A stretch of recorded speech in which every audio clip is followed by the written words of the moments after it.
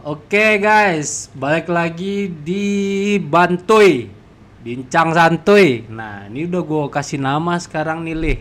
Gue bikin nama Oke, Bantuy, Bincang Santuy. Kali ini oke, oke. gue masih bareng si Gali. Halo, halo, halo, Pengen halo. ngebahas tentang pertandingan Indonesia kemarin ya, yang sangat Oke, oke. disayangkan kita harus mengubur mimpi ya. Benar ya, Lia? Ya, betul. Ya, betul.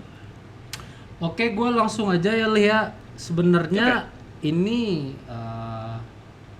gue jujur aja, gue nggak Hmm, nonton ya. Gue nggak nonton sebenarnya karena emang ya. kondisi gue emang kurang fit kemarin untuk nonton. Hmm, Makanya di ya. sini gue mau ngebahas. Gue cuma ngeliat highlightnya doang kan. Ya, oke. Highlight. Hmm, Nah, kemarin pas gue nonton highlight, terlihat itu formasi yang digunakan Patrick Kluivert itu adalah 4-2-3-1, masih sama. ya, Masih sama ya. dengan pertandingan melawan Arab Saudi.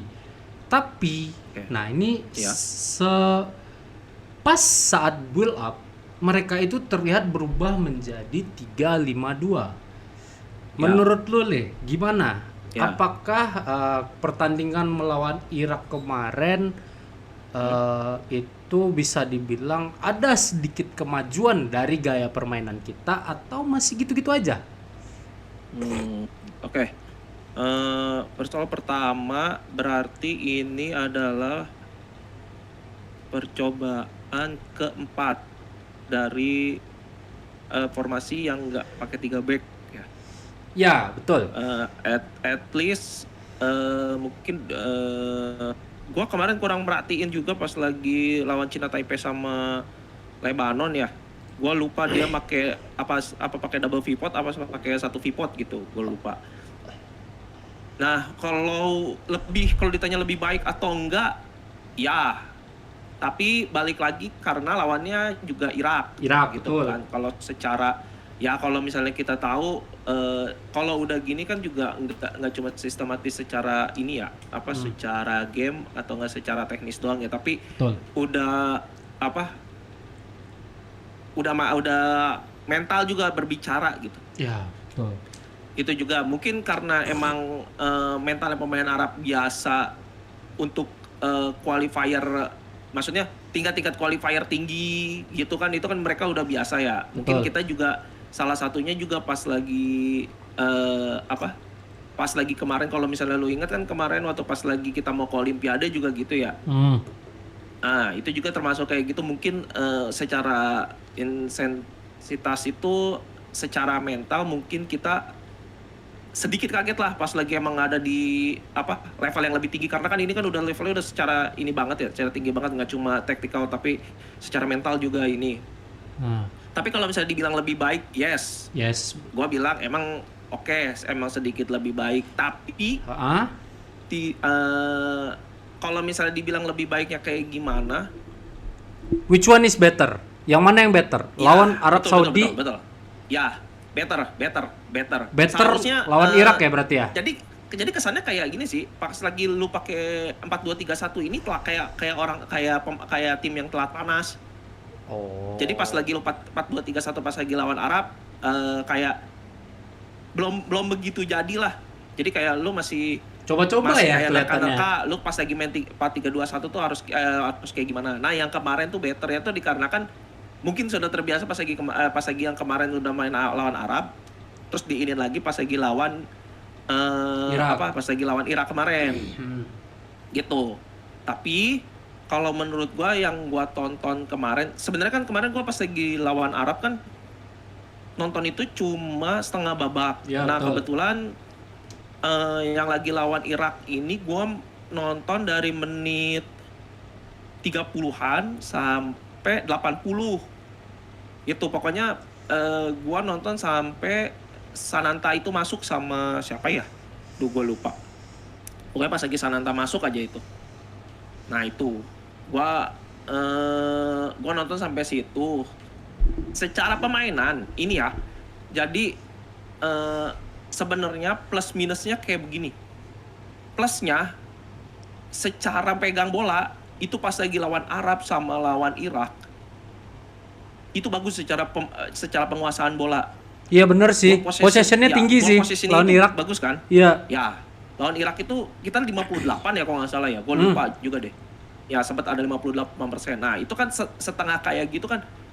Waktu kalau misalnya lu mau tarik pas lagi Piala Asia kan nggak ada kita megang bola 58% pas lagi Piala Asia bareng sama STY kan. Ya. Tapi balik lagi karena skema yang diiniin sama Kluivert ini menurut gua itu lebih banyak pegang bolanya sih sebenarnya kalau kata gua gitu. Skemanya emang dibikin seperti itu waktu lawan Arab sama lawan Irak sekarang. Makanya yang kemarin itu gua bilang bahwa sebenarnya kita tuh belum siap sama skema ini sebenarnya ya. Wah, ya, gua Kalau setuju menurut sih. gua. Karena yang pertama terkadang pas lagi kita pegang bola udah lewat misalnya kita nyisir lewat kiri dari Verdong sama Orad Mangun. Ya. Itu terkadang pas lagi buntu, itu pas lagi lu udah masuk kotak penalti itu terkadang suka bingung. Gitu. Pas terkadang emang ditarik lagi ke belakang, terus dia nyerang lewat tengah. Cenderung Terus kebingung ya? dibelokin Iya nggak lagi sih? lewat kanan. Cenderung Iya, kebingung lebih kayak gitu sih. Iya, terus pas lagi emang dibelokin ke kanan, terus di crossing dia terus buntu juga. Jadi sebenarnya kita masih belum nemuin tuh pas lagi kita main 4-2-3-1 ini skemanya tuh paling enak tuh gimana gitu. Jadi belum menemukan solusi-solusi yang lain gitu. Tapi kalau misalnya tadi yang lu bilang pas lagi nyerang itu kita pakai 3-5. Iya, pas skema build Ya up itu sekitar 35 ya, berarti 5 di tengah ya. Ya. Ya itu sebenarnya 35 itu kita itu kan yang kita emang Biasa itu kan pakai memang kan? formasi kita waktu zaman STY Iya. kan. Ya. Itu kan udah kita coba beberapa kali dan itu tuh ya intinya tuh ya itu tuh manjur pas lagi lawan Australia, pas lagi lawan Arab pertama, lawan Australia dan juga lawan Bahrain. Nah itu benar-benar work sih sebenarnya gitu. Ini gue juga karena mungkin ngelihat gini, Cok. menurut gua ya itu mungkin juga karena ya itulah style pelatih satu pelatih dengan pelatih yang lain berbeda-beda ya. Tapi kalau menurut gua positifnya dari main 4-2-3-1 ini kita berani pegang bola sih. Ya, betul. Betul. Walaupun menurut gua setelah pegang bola kita kayak bingung, ini bola tuh harus kita apain gitu. Mau diapain gitu, mau dikemanain gitu bola ya. Kalau misalnya menurut gua ya, jadi nggak ngalir atau nggak secepat pemikiran kayak pemain Arab atau nggak pemain Irak yang secara pengambilan keputusan tuh lebih cepat gitu. Jadi gini, walaupun gue cuma melihat highlight ya, maksud gue gini. Ya. Indonesia itu bisa dibilang menurut gue bermain bagus, coy. Mentalnya ya faktor memang mereka punya tujuan, mereka ingin menang, mereka ingin bisa minimal sampai peringkat 2. Tapi nyatanya tetap kualitas yang berbicara di sini kan. Iya kan? Nah, akhirnya siapa Zidane itu cetak gol. Akhirnya sampai Zidane itu cetak gol, mental hancur. Nah, dari total tembakan yaitu ada sekitar 9 tembakan yang diciptakan oleh Indonesia selama sampai menit 74 kalau gua nggak salah ya. Gua ngelihatnya dari itu aja, dari statistik yang ada di Google. Itu semua nggak ada yang on target, coy. Kenapa? Apa masalahnya? Jadi antar kita cuma 1 ya kalau nggak salah ya. Selihat gue di statistik. Tapi tendangan ke arah gawangnya itu ada 9 kalau nggak salah terakhir tuh gue lihat. Apa masalahnya sebenarnya, Cok? Sebenarnya apa ya? Ya itu sebenarnya kata gue secara proses kita emang udah bagus. Pegang bolanya itu udah berani. Tapi kita tuh ya itu menurut gue kayak secara pengambilan keputusan pas lagi dia misalnya lu pas lagi mentok nih. Ya. Lu nyerang dari kiri misalnya, ya kan?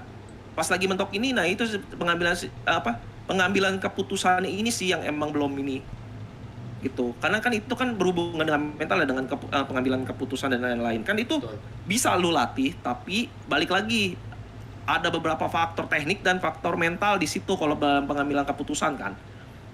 Sebenarnya lebih itu aja sih. sebenarnya kalau menurut gua. Jadi pas lagi emang istilahnya pas lagi kemarin gua lihat pas lagi lu crossing itu jatuhnya kayak buntu, lu nggak bisa ngebalikin lagi atau nggak ya udah gua coba dulu deh crossing gitu. Oke. Lebih ke kayak begitunya sih kalau menurut gua. Tapi ya itu positifnya itu adalah jadi dalam beberapa tahun ini gua nggak pernah ngelihat timnas tuh ngambil ball positioning itu lebih dari 50% gitu. Toh waktu pas lagi Piala Asia aja kita cuma 20 dan 30% gitu. Menurut gua baiknya seperti itu. Tapi di masa krusial seperti ini sebenarnya taktik kayak gini tuh Riskan. lu lu nggak boleh coba-coba gitu sebenarnya. Makanya kalau misalnya gua bisa tarik ke belakang pas lagi lawan Arab sama lawan Irak, gua lebih pilih ya lu main skema kayak biasa, lu main skema 3 back dan yang 5 tengah mungkin digantung satu oleh gitu kan. Karena kan dulu kan kita pakainya kan itu kan. Kita pakai skema 3 back ini ya itu, dan skema 3 back ini masih work sebenarnya dari yang terakhir kita coba ini nih masih oke sebenarnya gitu. Jadi lebih ke sebenarnya ini juga kalau misalnya dibilang kenapa Kluivert nggak pakai skema ini, ya itu sebenarnya perjudiannya di situ karena pelatih itu ya punya style masing-masing sih kalau menurut gua. Iya, itu juga mungkin ada beberapa faktor juga yang emang dia ngelihat oh sebenarnya kita bisa main seperti ini gitu. Ada sesuatu yang kita nggak bisa lihat lah gitu. Kok kan kalau misalnya kita lihat dari beberapa timeline media sosial akhir-akhir ini kan mereka kan pasti selalu bilang kenapa nggak main 3 back gitu. Terus ini perjudian besar pas lagi PSSI untuk nunjuk Kluivert atau enggak. Sebenarnya sih gue lebih ke situnya aja sih. Kalau gue sih pasti semua itu ada sisi minus plusnya sih, plus dan minusnya. Plusnya waktu sama Kluivert kita berani pegang bola, kita berani main dari passing ke passing gitu kan. Tapi ya itu minusnya itu adalah kita selalu buntu. Gue bilang selalu buntu dalam pengambilan keputusannya itu terkadang tidak tepat, buru-buru juga. Terkadang kita juga suka bingung. Ya betul. Pas lagi deh sampai depan kita tuh harus apa, pas lagi mentok kita harus apa dalam pengambilan keputusan itu. Ya, betul. Pas lagi counter mungkin kondisinya adalah kita lagi def ditransisiin ke attacking gitu kan. Karena kita punya kita punya speed, terus secara crossing juga mungkin kalau misalnya kita compare pemain Arab sama pemain Irak juga secara lari mah pasti lebih menang pemain kita lah. Gitu secara speed untuk transisi dari defense ke attack itu emang kita lebih bagus sebenarnya gitu. Betul. Dari beberapa kali yang kita coba walaupun sama STY walaupun sama Kluivert itu sebenarnya bagus kalau menurut gua. Tapi ya balik lagi mungkin ada sesuatu yang gua nggak tahu apa yang dipikirin sama si pelatih gitu. PK ini lebih ya. ke kayak begitunya aja sih. Ya. Gitu. Oke, di sebelum melawan Irak ini kemarin banyak para pendukung yang menginginkan seorang Calvin Verdong menjadi starting. Dan itu menjadi kenyataan. Penampilan Calvin Verdong sendiri bagaimana kemarin? Verdong sih kalau menurut gue ya selayaknya Verdong sih. Secara kualitas, secara dedikasi, secara teknik emang bener-bener ngangkat banget. Betul ya, gue setuju sih. Contohnya ya itu dalam beberapa kali kita selalu mengeksekusi bola itu selalu dari kiri gitu dah. Dia selalu dari kiri gitu. Pas lagi emang kanan, ya kan kanan mungkin kemarin netizen bilang Eliano itu sedikit ngeflop ya. Mungkin ya sedikit ngeflop dan yang lain-lain, terus mereka nggak jalan sistemnya dan yang lain-lain. Ngeflop gitu apa ngevlog? Ya mungkin vlog juga bisa ya, karena kan jalan-jalan doang ya. Iya, ngevlog dia. Sebenarnya enggak sih. Jadi sebenarnya sih kalau menurut gua kayak ada beberapa secara keputusan Eliano seharusnya dia nggak ngambil untuk ngelewatin, tapi dia malah ngelewatin dan gagal. Sebenarnya itu aja sih sebenarnya. Betul. Saya dikasih si Verdong ini ya mungkin secara mental juga emang udah ini. Sebenarnya nggak cuma Verdong doang sih. Nah, secara ini juga Orat Mangun, terus Joy, Haye pun menurut gua itu juga di dalam mental yang emang bagus. Haye Secara, gak bagus men. Haye bagus men ya waktu lawan Irak ya. Denger-denger ya. Ya, itu kalau menurut gua sih ada beberapa momen yang emang ini, ada yang beberapa momen juga secara pengambilan keputusan dia jelek banget gitu. Cuma balik lagi ya pengambilan keputusan ya yang Nah, ya itu balik lagi ke dalam pengambilan keputusan, karena kan kalau lu dalam main bola kan oke, sekarang gini kalau secara contoh kayak gua kan lebih banyak main futsal ya dibandingin main bola dulu tuh. Nah, gua di dalam futsal itu gua diajarin tuh nggak boleh lihat bola doang atau nggak boleh lihat lawan doang. Jadi dulu tuh gua diajarinnya lu lihat bola lihat lawan, lihat bola lihat lawan. ya, intinya Itu kan awareness berarti kan itu awareness ya lah ya. sebelum lu dipasing bola itu dipasing ke lu tuh udah harus tahu, lu harus udah bisa, oh kalau misalnya gua dapet bola, nih bola harus gua apain Betul. gitu kan. Benar. Karena kan kalau misalnya kalau lu nonton futsal itu kan perputaran bolanya kan lebih cepat ya dalam satu bola dan yang lain. Dari lu passing aja lu bisa ketinggalan ini kan, lu bisa ketinggalan sama lawan lu kan. Gitu, misalnya lu main passing, lu alirin bolanya terus. Itu terkadang ada satu momen ada celah lawan tuh ketinggalan sama langkah lu. Dalam berapa langkah lah? 1-2 langkah lah. Nah, dalam 1-2 langkah itu kan bisa dijadi momentum gitu kan. Yang sebenarnya lebih ke kayak begitu sih. Jadi ada terkadang yang emang kayak oh kita mau coba ini, tapi misalnya contoh kayak Hayo udah dapat bola, sebenarnya dia pengen coba langsung crossing ke depan, tapi ternyata Mauro lebih nggak siap gitu. Jadi harus ditarik lagi ke belakang gitu.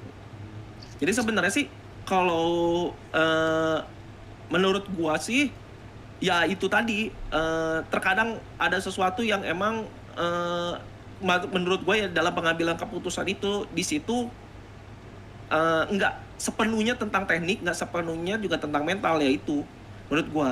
Kalau misalnya mental lu bagus tapi teknik lu jelek, ya itu kan lu hancur pasti. Betul. Dalam pengambilan keputusan itu. Contoh, lu pede ke sini, tapi ternyata passing lu jelek, ya kan nggak akan mungkin sampai ke situ, itu kan? Betul.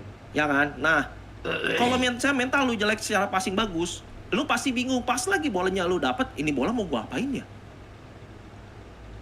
Gitu kan? Walaupun emang secara crossing lu bisa sampai ke situ. Nah, makanya gua bilang, pengambilan keputusannya itu secara mental dan secara mental dan teknik itu lu harus berimbang lah. Gitu. Jadi terkadang kalau gua nonton kemarin itu sebenarnya dari formasinya sebenarnya nggak ada yang salah sebenarnya. Ya kalau misalnya kita mengesampingkan efektivitas sama main 3 back, sebenarnya secara ini sistemnya berjalan, tapi pengambilan keputusannya yang emang kurang begitu kurang begitu tepat lah menurut gua. Jadi ada beberapa kali juga Haye gitu, beberapa kali Eliano begitu gitu.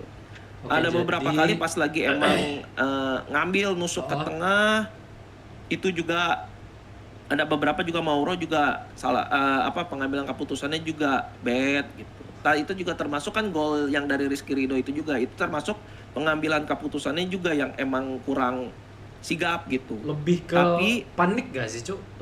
Kalau ya itu bisa jadi, itu ada beberapa faktor lah. Ya, itu ada beberapa faktor lah, Cuk. Tapi yang gua tekankan, gua nggak menyalahkan 1-2 pemain gitu. Toh kondisinya, misalnya gini, kondisinya walaupun emang itu kesalahan Ridho di saat blunder ya misalnya, bola nggak nyampe, terus dapat sama Zidane. Mungkin pas lagi kemarin mungkin istilahnya rezekinya Irak nggak ngegolin lah, iya kan? Lu dapat misalnya pas lagi Zidane bawa bola bisa ditutup misalnya sama Verdong atau nggak ketutup sama Jai, itu kan bisa jadi kan seperti itu, iya kan? Jadi nggak melulu emang tentang kesalahan satu orang sebenarnya sih kalau menurut gua gitu. Itu juga pentingnya mungkin pas lagi itu juga secara komunikasi juga emang kurang begitu, ini juga bisa jadi itu seperti itu. Jadi ada beberapa faktor lah.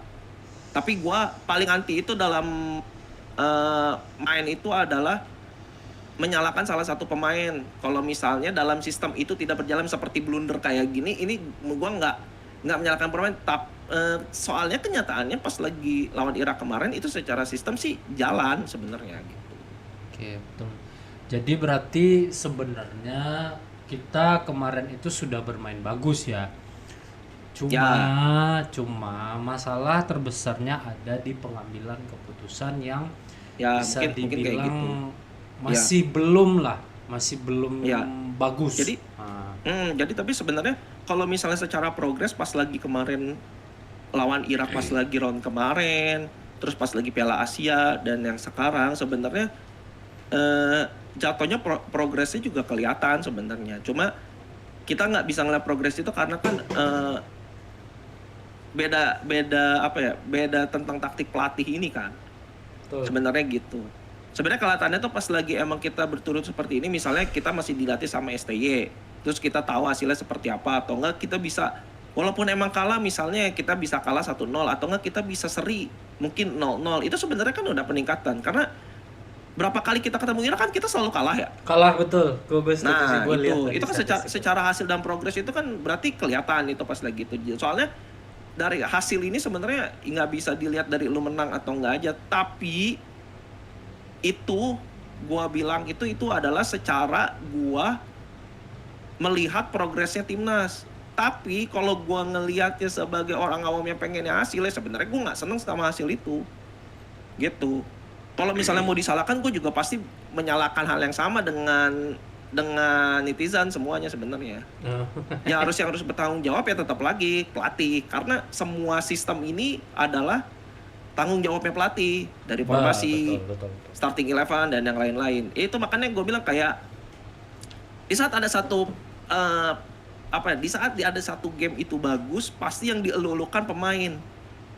Tapi pas lagi di saat tim itu gagal, pasti yang paling pertama disalahkan itu adalah pelatih, yaitu sepak bola. Betul sekali. Itu sudah wajar. Nggak semuanya sih, kecuali tenis. Iya, betul. Kecuali tenis Kurang dan lebih bulu kayak gitu tangkis. sih kalau menurut gua. Nah.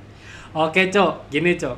Gua mau meninggalkan sedikit tentang hasil yang kemarin, Cok, karena emang Ya. mau diapain. Udah Ya, terlanjur, kita sudah tidak lolos, kita tunggu lagi Yes. tahun 2030 ya. Yes, betul. Nah, Cok, ada rumor berseliweran Mm-mm. bahwasanya si PK ini Ya, dia bakalan dipecat. Ini Oke. menurut gua agak sedikit dikuatkan dengan komentar dari salah satu manajer timnas. Ya. Kita lihat aja nanti karena semua pelatih bakalan dievaluasi. Otomatis Ya. menurut gua itu kan ada sedikit tanda-tanda yang mungkin saja PK bakalan lanjut atau tidak. Lu bayangin. Oke. Ya. 8 pertandingan yang sudah dilakukan oleh sama si PK ini cuma menghasilkan 3 kali kemenangan. Kemarin lawan Ya. Cina Taipei. Ya. Apalagi gue lupa 3 pertandingan itu. Bahrain. Nah, Sama Cina. Cina 4 kali kalah. Terus 1 kali draw dengan persentase win sekitar 37,5%. Nah, gua bertanya sebagai seorang istilahnya, gak usah sebagai orang yang tahu deh, sebagai seorang fans. Oke. Lu memilih kalau dikasih pilihan PK out atau PK tetap. Nah, ini gua udah akhiran ya pasti aku bakal ditanya kayak gini nih. Iya. Gua karena penasaran, Cuk, karena lagi berseliweran di sosial media. Ya, oke. Gini. Dan Setiap satu lagi, dan penggantian- siapa yang penggantinya yang menurut lu Yang pantas. cocok? Nah, Kalau soal pengganti, gua nggak tahu. ya. Gak usah kita Oke, ya. ngomongin Kita- awam aja, kita ngomongin Gini deh. istilahnya awam ya, aja. ya. Sebagai Ya, seorang yes, fans yes. aja. Ya sebenarnya kalau misalnya dari pengganti, siapa nih penggantinya yang emang cocok? Gua nggak tahu sebenarnya. Soalnya penggantian pelatih itu selalu ada plus minusnya gitu. Betul. Gitu kan. Sekarang yang harus dipikirin adalah lebih banyak plusnya apa lebih banyak minusnya. Sebenarnya lebih ke kayak begitu sih. Ya, betul. Iya kan? Nah, sebenarnya yang harus dievaluasi lagi adalah di saat pas lagi kita main 4 back 4-2-3-1 ini itu lebih kalau misalnya kata ini mah ya, kalau misalnya kata orang Islam tuh lebih banyak mudorotnya apa enggak lah. Iya benar. Lebih kayak begitu kan. Masalahnya lebih banyak plusnya apa minusnya gitu sih. Ya. Toh kalau misalnya emang pas lagi kita main 4-2-3-1 ini sudah mengarah ke hal yang positif di masa yang akan mendatang, sebenarnya sih menurut gua itu lebih baik dipertahankan sebenarnya. Secara main pegang bola kan kita lihat positifnya kan seperti itu ya. Iya, possessionnya. Jadi lebih pede buat pegang bola dan yang lain-lain. Tapi emang pengeksekusiannya ini yang emang kurang ini kan. Pas lagi di depan selalu bingung bola harus diapain, terus mereka pas lagi mentok itu pengambilan keputusannya emang kurang atau gimana. Itu kan sebenarnya kan bisa dilakukan kan. Sebenarnya emang jadi sebenarnya gue takutnya itu sebenarnya kita bisa main 4-2-3-1 tapi karena waktunya mepet, betul. Nah, dan terus keputusan pelatih tetap mau pakai itu. Nah, itu yang sebenarnya salah. Tapi kan itu yang salah kan adalah keputusannya bukan sistemnya. Ya kan? Nah, sebenarnya lebih ke kayak gitu kalau misalnya kalau gua lihat sebenarnya positifnya itu cuma emang kita lebih berani pegang bola gitu aja. Tapi secara pengeksekusiannya menurut gua lebih bagus kita main dengan 3 back dengan main counter attack kayak biasa. Gitu. Menurut gua ya, kalau misalnya emang secara pengeksekusian. Tapi kalau misalnya lebih positif ya itu berani pegang bola. Jadi kelihatannya mainnya tuh dari kaki ke kaki itu kita bisa sebenarnya main kayak gitu. Tapi emang pengeksekusian di depannya yang emang jadinya tuh kurang gitu. Jadi sebenarnya kalau misalnya kayak kalau lagi kayak gini, sebenarnya kalau lebih ke hal positif sebenarnya kalau gua pribadi pengennya sih ngelihat PK ini atau ngelihat Kluivert ini lebih sedikit lama sih. Oh gitu. Jadi nggak bisa ngejudge dalam beberapa pertandingan ini dikarenakan iya kan kita nggak tahu pas lagi dia emang lagi tidak pas lagi lu posisinya pas lagi pertandingan nggak tahu nggak pas lagi FIFA Matchday biasa jatuhnya friendly itu seperti apa kan? Apakah dalam beberapa tahun kita main 4-2-3-1 mungkin kita bisa lebih baik gitu kan? Kita nggak tahu itu akan ke depannya seperti apa. Tapi kalau misalnya jatuhnya sekarang gue lebih bilangnya positifnya dari 4-2-3-1 ini kita berani pegang bola aja. Itu bagus buat modal buat kita yang emang selama ini tuh kita nggak punya itu gitu. Tapi kalau misalnya dibilangnya gua tuh pengennya kalau misalnya secara hasil ya gua pengennya dia out karena tidak menghasilkan apapun yang emang di depan mata yang emang kita ini kan misalnya kan yang tadi gua omongin itu adalah kemungkinan berhasil atau tidaknya kan kita tidak tahu, tapi sekarang sudah mengarah hal positif untuk kita bisa pegang bola gitu. Betul. Kan lebih ke kayak begitu sih. Jadi kalau misalnya gue mau dibilang hasilnya yang sekarang ya gue maunya out. Oh gitu. Gue pengen ya kalau misalnya dari hasil yang sekarang ya. Gue pengennya tuh lebih cari pelatih yang emang tahu budayanya di Asia seperti apa. Nah benar itu juga gitu. Terus mereka tahu secara lawan di Asia tuh seperti apa karena kan kita nggak main di Europe gitu. Iya betul. Dia harus belajar lawan Asia tuh kayak gimana. Nah sebenarnya dengan belajar kayak gitu itu juga kan jatuhnya kan kalau misalnya dia dipertahankan kan dia harus belajar seperti itu juga. Iya. Belajar harus melihat lawan di Asia tuh kayak gimana, ya kan? Lawan dari negara-negara Asia tuh kayak gimana. Terus secara budaya tuh negara Asia tuh seperti apa, gitu kan? Ya. Dia harus belajar seperti itu karena nggak bisa disamain di Asia sama di Eropa tuh kayak budayanya tuh secara sepak bola nggak bisa disamain. Jadi gitu, dia harus belajar itu. Jadi gitu kalau misalnya tapi kalau misalnya gue perpanjang lagi, jadi kalau misalnya diperpanjang lagi, tapi kan itu tidak ada hasil pastinya gitu dah. Ya. Nggak ada hasil pastinya nanti si PK tuh bakal berhasil atau enggak dengan dia sudah diberi waktu gitu. Ya. Toh kalau misalnya kayak gitu kan, lu pasti berpikir kenapa nggak kita outin aja dari awal. Dari gitu awal. Kan? Toh hasilnya juga nggak ada, gitu kan? Kalau kita ngomonginnya hasil. Kalau kita Iya, ngomonginnya karena hasil. kita ngomonginnya hasil. Tapi kalau misalnya kita ngomonginnya Proses. itu mungkin ada, Ah, tetap ada, pasti ada progresnya gitu. Tapi kalau kita ngomonginnya hasil, kalau nanti di ujungnya kita tidak ada hasil, walaupun emang Kluivert itu makan dipertahankan, nah itu. nah. Jadi intinya Sebenarnya itu tuh sih. gini, jadi intinya tuh sebenarnya lu pengen, nggak lu sih, kita berdua seperti kita yang udah bahas kemarin di luar video ya, di luar video. Ya, Jadi sebenarnya ada bagusnya seorang pelatih yang bisa menangani timnas Indonesia ini yang mengerti budaya sepak bola Asia. Nah, yes, betul. nah, Betul. Agree kalaupun gua kayak gitu kalaupun memang kita ngotot banget buat ngedatangin pelatih berkelas Eropa, ya kita bisa berkaca coy. Kita bisa berkaca. Roberto Mancini pun di Arab Saudi Yes, cuma betul. sebentar coy. Yes. Kenapa? betul. Karena dia Silakan lu tahu. tidak tahu budaya sepak bola Asia dan Arab Saudi itu seperti apa. Dan juga Yes. si Roberto Mancini ini punya satu masalah yang benar-benar tidak bisa dia tanggulangi coy. Masalahnya apa? Jadi Roberto Mancini itu pernah bilang ke media seperti ini. Masalah dari pemain Arab Saudi ini adalah terlalu banyaknya bintang yang ada di Arab Saudi ini, pemain bintang Eropa masuk ke Arab Saudi, membuat para pemain jebolan Arab Saudi jadi tidak ada menit bermain. Jadi tuh gue bingung mau milih siapa, pemain gue nggak ada yang menit bermain yang dapat. Nah, kurang lebih perumpamaannya seperti itu menurut gua ya. Nah, jadi apa tadi Bapak? Iya, saya emang gue juga setuju kayak gitu juga.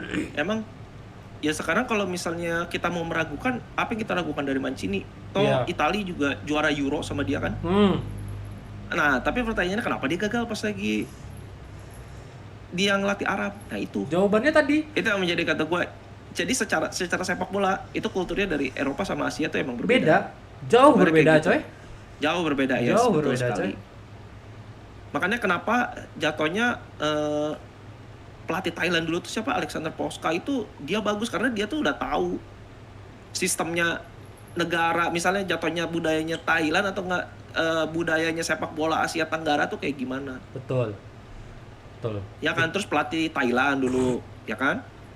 Siapa, Park Shin Hye ya? Nah itu juga dia juga termasuk PSI itu dia tuh tahu budayanya tuh di sepak bola Asia itu seperti apa. Betul. Nah sebenarnya itu yang keunggulan waktu pas lagi dulu STY itu masih sama kita. Secara kultur sepak bola Asianya dia tuh udah tahu seperti apa, dia harus apa. Terus kalau misalnya pemainnya ini begini mandet, dia tuh harus gimana. Itu dia Betul. udah tahu. Pendekatannya seperti apa dia udah tahu gitu. Betul. Kan secara pendekatan juga secara pelatih dan pemainnya pasti berbeda juga antara pelatih Eropa sama pelatih Asia gitu. Karena Asia kan sudah lebih tahu kulturnya seperti apa. Yap, betul sekali. Kurang lebih kayak begitu sih. Karena mungkin ada beberapa juga waktu ini out of context ya. Yeah. Soalnya beberapa kali gue juga ngeliat pelatih futsal juga gitu. Kalau misalnya kita mendatangkan pelatih Asia emang kesini-sini tuh emang bagus kita. Ya kan, kemarin dari Jepang, terus yang dari mana sih? Yang dari Timur Tengah kemarin, itu juga bagus, hasilnya emang bagus. Kan dulu waktu pas lagi kita ngambil pelatih dari luar yang emang bagus, itu kita gagal juga timnas kita juga. Futsal gitu. Jadi sebenarnya kalau misalnya emang disamain Mancini, terus disamain sama yang Kluivert dan yang lain-lain itu ya menurut gua sih itu juga mungkin, tapi kita nggak tahu ya, mungkin itu juga yang bakal terjadi nanti sama Uzbek, karena Uzbek kan sekarang baru ganti pelatih ya. Iya, betul. Fabio Cannavaro. Nah itu mungkin itu juga bisa yang menjadikan ini, karena kan dia oke lah dari pemikiran Uzbek udah lolos ke Piala Dunia, dia pengen pelatih sekaliber yang emang bagus, ya udah dia ganti si Timur sama Cannavaro, ya kan? Yeah. Tapi kan masalahnya bukan di situ, masalahnya adalah apakah Cannavaro tahu budayanya sepak bola Asia tuh kayak gimana? Apakah dia tahu? Kan pemainnya kan rata-rata kan orang Uzbek semua kan. Walaupun emang dia ada sedikit budaya Eropanya, tapi kan nggak semuanya tuh kayak istilahnya lu samain sama di Eropa gitu. Kayak misalnya lu ngelatih tim kayak tim Prancis atau nggak timnas Prancis atau nggak Inggris atau Denmark dan yang lain-lain gitu. Lebih ke kayak begitunya sih. Makanya kebanyakan pelatih-pelatih negara itu, kebanyakan nggak semua loh, kebanyakan pelatih negara-negara itu lebih memilih pelatih yang berasal dari negara mereka masing-masing. Kenapa? Karena mereka itu sudah tahu budaya sepak bola mereka seperti apa. Beda loh kalau Tuchel berapa lama dia di Inggris? Dia sudah tahu. Dia sudah tahu budaya Liga Inggris seperti apa. Jadi menurut gua, jadi dia wajar ditunjuk sebagai pelatih timnas Inggris sekarang. Kenapa? Yaitu tadi jawabannya, dia sudah tahu budaya sepak bola Inggris seperti apa. Intinya, betul. Intinya itu sebenarnya kalau memang mau mendatangkan pelatih dari Eropa atau Amerika Latin, minimal hal yang pertama yang dibekali itu adalah gambaran bagaimana sepak bola Asia, kultur sepak bola Asia, itu yang paling penting menurut kita berdua. Karena pembahasan ini sudah dibahas, sudah gue bahas sebenarnya sama si Gal ini, tapi di luar video. Nah, begitu. Jadi sebenarnya kalau misalnya media itu juga Indo juga ada berapa pelatih di luar Asia sih yang emang bagus? Toh kita taunya kan Alfred Riedel doang kan? Iya, betul. Paling sama Ivan Kolev kan? Karena Ivan Kolev juga dari awal sudah tahu misalnya kultur sepak bola Indonesia kayak gimana. Ya, betul. Gitu. Karena kan udah beberapa kali dia ngelatih tim Indonesia kan? Atau pas lagi sebelum jadi timnas itu. Ya. Nah, yang emang ini sih Alfred Riedel, karena Alfred Riedel gua lupa secara portofolio atau kepelatihannya dia kayak gimana. Tapi secara ini sih dia tahu juga, secara pribadi sih dia udah tahu juga kultur budaya sepak bola Asia tuh kayak gimana. Gitu. Masalahnya kan si Kluivert ini kan baru baru di sini. Jadi sebenarnya ya itu tadi balik lagi. Sebenarnya kalau dari gua pribadi sebenarnya pengen sih ngasih dia kesempatan. Gua pengen tahu dengan sistemnya yang dia sekarang apakah membawa yang lebih baik atau enggak. Karena kalau misalnya ngejudge dia dalam 8 pertandingan ini ya enggak ini juga sih, enggak fair juga. Toh STY kan biar bisa kita sampai sekarang kan dia kan udah bikin programnya kan dari model 2020 kan.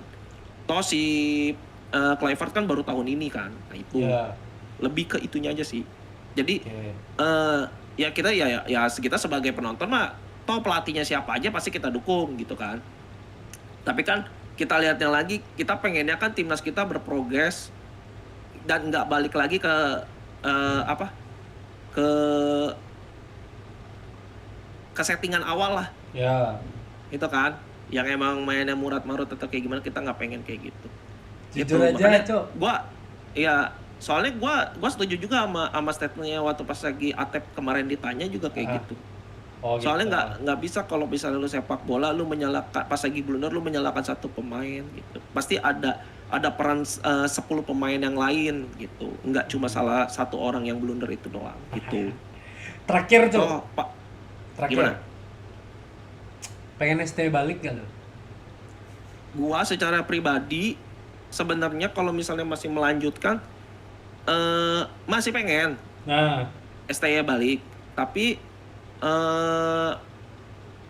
kalau misalnya secara ini sebenarnya gue lebih concern mencoba memahami ini sih. Kalau misalnya timnas kita dipegang sama pelatih Jepang itu bagaimana gitu? Jepang ya? Iya, soalnya kan gue lebih tertarik sama pelatih timnas Jepang ini. Gini, siapa sih namanya? Thailand itu sempat nggak cocok sama pelatih Jepang, iya. Oh iya. Iya, toh jatuhnya adalah yang lebih cocok itu adalah pelatih yang emang tadinya ngelatih di Thai League itu jadi pelatih timnas, udah jatuhnya kayak gitu. Gitu kalau menurut gua.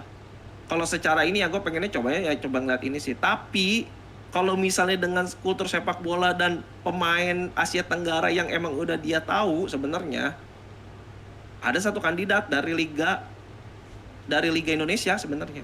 Ojan Hodak. Bojan Hodak, iya. Karena Sama pemikiran kita ya. beberapa kali juga kan beberapa kali juga dia kan sudah tahu kultur sepak bola Indonesia, jadi udah lama di Malaysia, terus udah lama main ini juga, udah apa udah hampir udah tahun ketiga kan sekarang di Indonesia juga gitu. Mungkin ada hal seperti itu gitu. Oke. Tapi nggak menutup kemungkinan juga kalau misalnya emang secara ini juga ada pelatih yang lain mungkin yang emang lebih ini Lebih gitu. bagus. Jadi sebenarnya itu emang kita patut tunggu aja sih sebenarnya. Betul. Bakal dilanjut atau enggak. Kalau misalnya jatuhnya gini sih. Ya kalau misalnya kata orang kan apa? Berilah sedikit ruang ikhlas kan gitu. Banyak kan yang kayak gitu ya. Ya itu juga kalau misalnya nantinya Kluivert itu enggak dipecat, ya kita juga harus gitu. Ikhlas ya.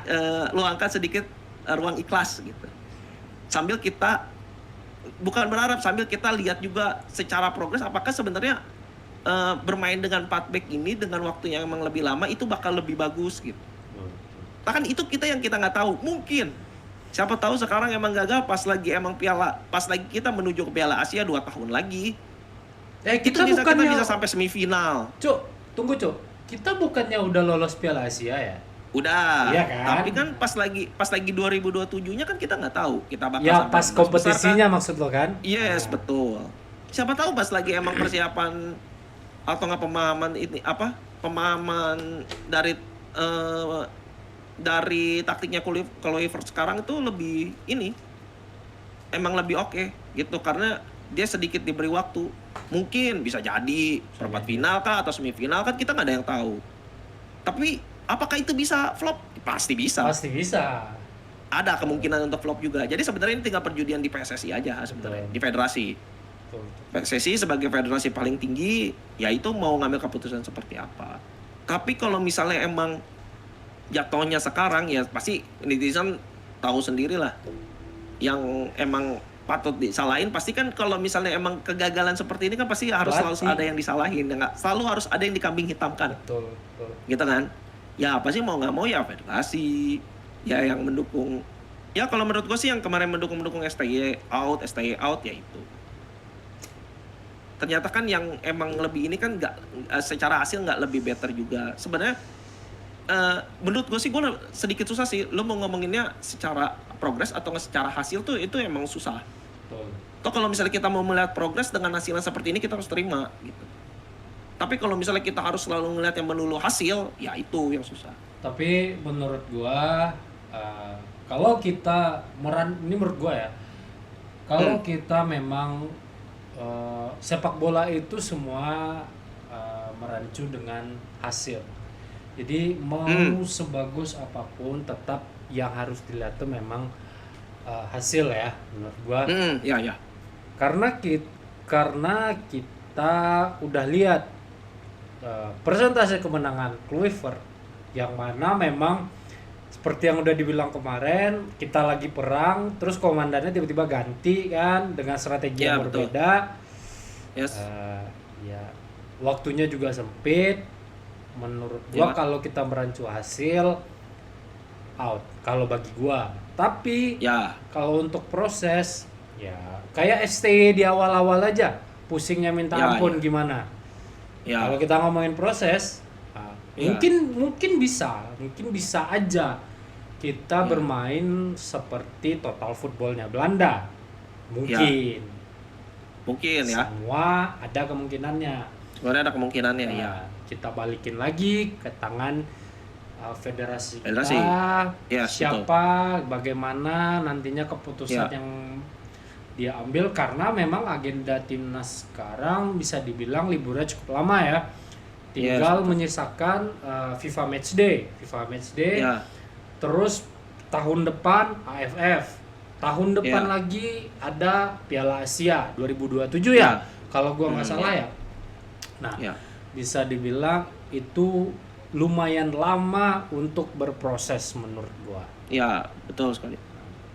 Jadi sebenarnya sih kalau gua sih ya itu gua lebih menungguin sejauh apa kita bakal di Piala Asia sih, itu sih. Ya kalau gua AFF nggak peduli coy.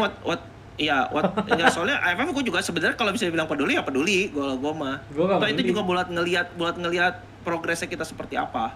Eh, Jadi apakah kita masih ke bawah tim yang emang kalau kita main di Asia Tenggara kita masih ada di level Asia Tenggara mainnya. Pas lagi lawannya lebih atas kita mainnya baru ke level Asia. Seharusnya kan kita harus konsisten. Betul. Ada di level itu. Kalau lu level udah Asia sebenarnya lu nggak bisa ikut-ikutan gaya mainnya itu keikutan pas lagi lawan, misalnya pas lagi lawan Malaysia mainnya kayak gini kita ikut ke bawah gitu. Ya, Jadi nggak ya. bisa kayak gitu kan. Tuh kalau menurut gua sih. Jadi pentingnya sih di situ kalau menurut gua dua itu tuh. Jadi nggak ada yang bisa dibilang sepele kalau menurut gua gitu. Tapi kalau secara pribadi gua pengennya tuh ngelihat progresnya nanti pas lagi di Piala Asia apakah bisa lebih baik dari yang terakhir kita di Piala Asia gitu. Sebenarnya ya kalau misalnya dibilang progres ya itu kita harus sedikit-sedikit gitu. Toh sekarang kita baru ini lagi di Asia. Ya kita kencengin dulu aja kita di Asia. Toh Betul. nanti selanjutnya kita bakal ngikutin kok sebenarnya. Kalau misalnya kita memang udah strong di Asia, toh qualifier apapun juga pasti ketemunya sama tim-tim Asia lagi juga. Betul, betul, betul. Jadi oke guys, sekian dulu pembahasan gua tentang timnas kita. Next jangan lupa untuk ditekan tombol like sama subscribe-nya guys. See you on the next video ya guys ya. Thank you yang udah nonton. Bye bye. Bye.